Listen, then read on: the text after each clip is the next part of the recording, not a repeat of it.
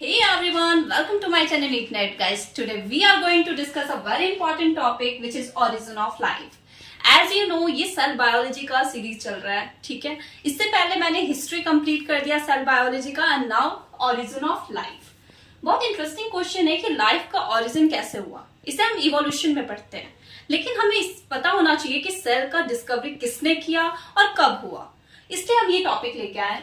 Okay, तो now cell, अगर हम सेल की बात करें तो we have two type of cell, right. कौन सा? First prokaryotic cell and second one is eukaryotic cell. तो जो प्रोकैरियोटिक सेल है और यूकैरियोटिक सेल, एक चीज इंपॉर्टेंट है इसमें, क्योंकि इसका एंसेस्टर की बात करें तो वो सेम है, ठीक है। तो फर्स्ट सेल जो है, फर्स्ट सेल कब आया?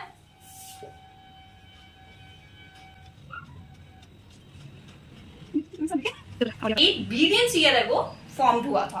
अप्रोक्स अगर हम मान के चले तो 7.8 मिलियन जब अर्थ फॉर्म हुआ था उसके बाद, ठीक है। तो ये इंपॉर्टेंट है और प्लस आपको आना भी चाहिए ना। सेल की अगर हम बात करें तो सेल बना कैसे एंड किसने बनाया? तो आपने सुना होगा एस एल मिलर का नाम, एनसीईआरटी में गिवन है, मिलर एक्सपेरिमेंट, ठीक है। उन्होंने एविडेंस दिया था। उससे पहले अगर बात करें, सबसे पहले ऑर्गेनिक मॉलिक्यूल, लाइफ उस टाइम पे कैसी थी? रिड्यूसिंग एनवायरमेंट था। इट मींस वहां पे ऑक्सीजन का क्या था? लैक था, या तो लिटिल ऑक्सीजन प्रेजेंट था या ना मान के चलो, ठीक है। तो एट दैट टाइम वो जो कंडीशन था ना, वो किसके लिए फेवरेबल था? ऑर्गेनिक मॉलिक्यूल के लिए। If you talking about organic molecule then उसमें क्या आता है? अमीनो एसिड, ठीक है। नाउ ये सारे जो ऑर्गेनिक मॉलिक्यूल है ये आपस में कंबाइन होके क्या बनाते हैं? Macro molecule. और वही मैक्रो मॉलिक्यूल जब इनक्लोज्ड होते हैं सेल मेम्ब्रेन में, at that time we can say कि वो सेल फॉर्म्ड हुआ है, ठीक है। ऐसे हमारी फर्स्ट सेल की डिस्कवरी हुई थी। किन्होंने किया था इसको? Miller experiment, S L Miller जो थे उन्होंने किया था, ठीक है। नाउ हम इसे डिटेल में देखते हैं कि कौन सा एक्सपेरिमेंट किया था, क्योंकि साइंस बिना एविडेंस के नहीं मानता, ठीक है। तो अब हम इसको देखते हैं कि मिलर एक्सपेरिमेंट कैसे हुआ था, कौन से ऑर्गेनिक मॉलिक्यूल लिए थे, ठीक है, और कैसे मैक्रो मॉलिक्यूल फॉर्म्ड हुआ था। स्टैनली मिलर जो थे उन्होंने क्या किया? लैबोरेटरी एक्सपेरिमेंट किया, ठीक है। अपने लैब में एक्सपेरिमेंट किया, सारे एनवायरमेंट उनको जैसा उस टाइम पे एनवायरमेंट था वो एनवायरमेंट यहाँ पे प्रोड्यूस किया और देखा कि कैसे ऑर्गेनिक मॉलिक्यूल जो है वो मैक्रो मॉलिक्यूल फॉर्म करते हैं, ठीक है। तो जैसे अगर हम ये एक्सपेरिमेंट देखें, इसे हम मिलर एक्सपेरिमेंट कहते हैं, ओके। तो इसमें हमने क्या किया है, यहाँ पे जो वाटर में ये सारे ऑर्गेनिक जो है, मीथेन, अमोनिया, वाटर, H2, ये तीनों है, इसको हमने वाटर में डिसॉल्व किया, ठीक है। और 800 डिग्री सेल्सियस पे in the presence of light, क्योंकि हमें कोई सोर्स चाहिए होता है, कोई भी रिएक्शन करवाने के लिए हमें कोई सोर्स की रिक्वायरमेंट होती है, जैसे ऑक्सीजन हो गया। तो यहाँ पे उस टाइम पे क्योंकि वो रिड्यूसिंग एनवायरमेंट था, उस टाइम पे ऑक्सीजन नहीं था, तो हमने क्या यूज किया? हमने यहाँ पे स्पार्क यूज किया है, लाइट यूज किया है, क्योंकि लाइट तो हमेशा से प्रेजेंट है, ठीक है। इसलिए मिरर एक्सपेरिमेंट में क्या उन्होंने यूज किया था? In the source of light, in the source के बेस पे उन्होंने लाइट यूज किया था, ठीक है।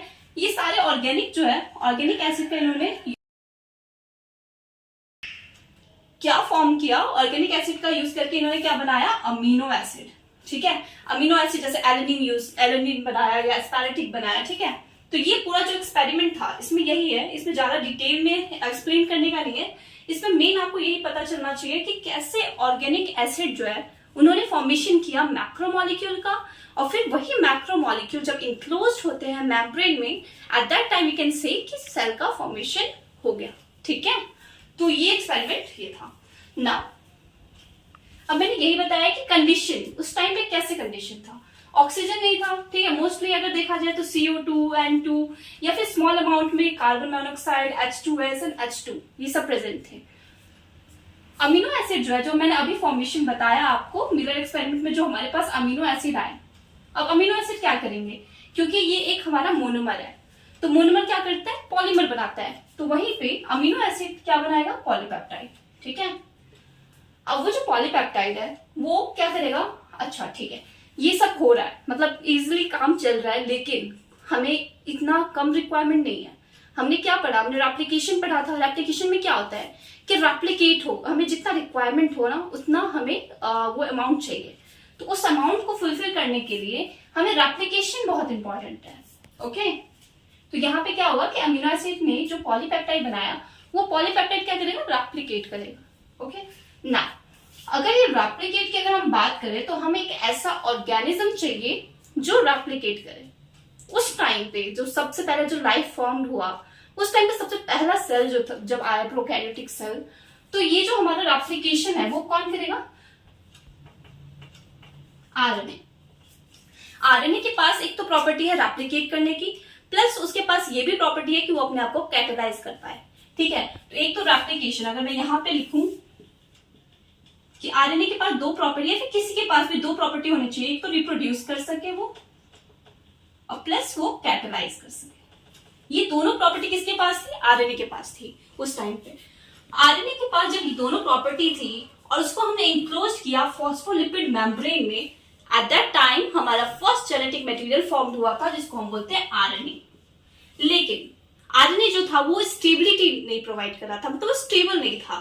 ठीक है, जब हम आगे उसके बारे में पढ़े तब हमने देखा कि अगर हम स्टेबिलिटी की बात करें तो डीएनए, ठीक है, डीएनए जो है वो आरएनए से ज्यादा स्टेबल है। उस टाइम पे फिर हमारा क्या फॉर्मेशन हुआ, डीएनए का। तो ऐसे करके ये हमारा ओरिजिन ऑफ लाइफ जो है वो फॉर्म हुआ। लेकिन इसके आगे कहानी अभी खत्म नहीं हुई है, इसके आगे हम और देखते हैं। तो अभी तक हमने पढ़ लिया कि ऑर्गेनिक ऑर्गेनिक मॉलिक्यूल जो था हमारे पास, उसको जब हमने कंबाइन किया तो उसने क्या फॉर्मेशन किया, मैक्रोमॉलिक्यूल का। ठीक है, मैक्रोमॉलिक्यूल को जब हमने इंक्लोज किया सेल मेम्ब्रेन में, देन वो हमारा सेल का डेवलपमेंट हुआ। ठीक है, प्लस रेप्लिकेशन भी हमने प्रोवाइड किया, जिससे क्या होगा कि बहुत सारे हमारे पास अमाउंट में वो मिलेंगे। ठीक है, ऑर्गेनिक मॉलिक्यूल जो हमें यहाँ पे इंपॉर्टेंट यूज है। नाउ एक टाइम ऐसा तो आएगा ना कि जब हमारे जो ऑर्गेनिक जो मॉलिक्यूल है वो खत्म हो जाएंगे या फिर न्यूट्रिएंट का शॉर्टेज हो जाएगा। एट दैट टाइम क्या होता है कि मेटाबॉलिज्म, हमें उसका मेटाबॉलिज्म बनाना बहुत इंपॉर्टेंट है। ठीक है, सेल जो है उसका खुद का मेटाबॉलिज्म हो कि वो खुद प्रोड्यूस कर पाए। ठीक है, उसके लिए ये 3 स्टेप में हमने ये डेवलपमेंट किया है। सबसे पहला है glycolysis, second one is photosynthetic and third oxidative phosphorylation. ये जो स्टेप है ना, ये पहले से ही मतलब ये नेचर के थ्रू ही मिला है। ठीक है, अगर आप इसको पढ़ोगे अभी, जैसे ग्लाइकोलाइसिस के बारे में बात करते हैं, तो ग्लाइकोलाइसिस क्या है, ग्लाइकोलाइसिस एक ऐसा कंडीशन है जिसमें हमें ऑक्सीजन की जरूरत नहीं है। ठीक है, ऑक्सीजन उस टाइम पे नहीं था, तो इसलिए ये जो स्टेप है ये बहुत फेवरेबल है ना। इसमें क्या होता है कि इसमें हमें एटीपी मिलता है। तो जैसा कि हमें एटीपी की रिक्वायरमेंट है, कोई भी प्रोसेस करने के लिए एटीपी होना चाहिए। तो ग्लाइकोलाइसिस में क्या होता है कि हमें जब हम ब्रेक डाउन करते हैं उस टाइम पे हमें क्या मिलता है, एटीपी मिलता है। जैसे ग्लूकोज है, ग्लूकोज को हमने ब्रेक डाउन किया किसमें, लैक्टिक एसिड में, 2 लैक्टिक एसिड मिले हमें। ठीक है, तो यहाँ पे हमें क्या मिलेगा, एटीपी मिलेगा। उसी एटीपी का यूज करके फोटोसिंथेटिक में क्या फॉर्मेशन होगा, ग्लूकोज का। ओके, समझ आ रहा है। नाउ अब ये जो यहाँ पे जो हमें ग्लूकोज मिलेगा प्लस क्या मिल रहा है, 6O2, ऑक्सीजन आ गया।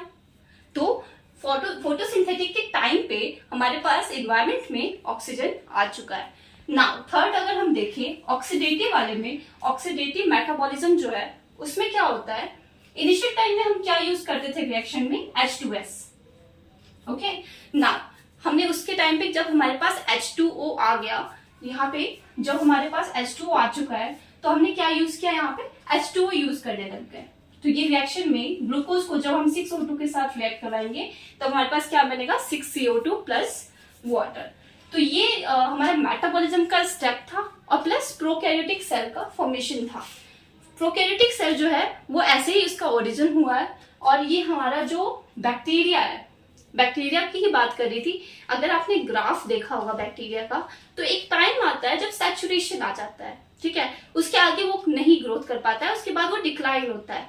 लॉग लैग आपने पढ़ा होगा ना, ये ऐसे जो ग्राफ होता है वो वापस आ जाता है। ठीक है, तो यहाँ पे हमारा स्टेशनरी देखने को मिलता है। इसलिए उसके पास ये कैपेबिलिटी होना चाहिए कि वो खुद का मेटाबॉलिज्म जो है उससे वर्क करवाए, जिससे कि अगर ऑर्गेनिक मॉलिक्यूल खत्म भी हो जाता है तो ये जो लाइफ है ये चलती रहे।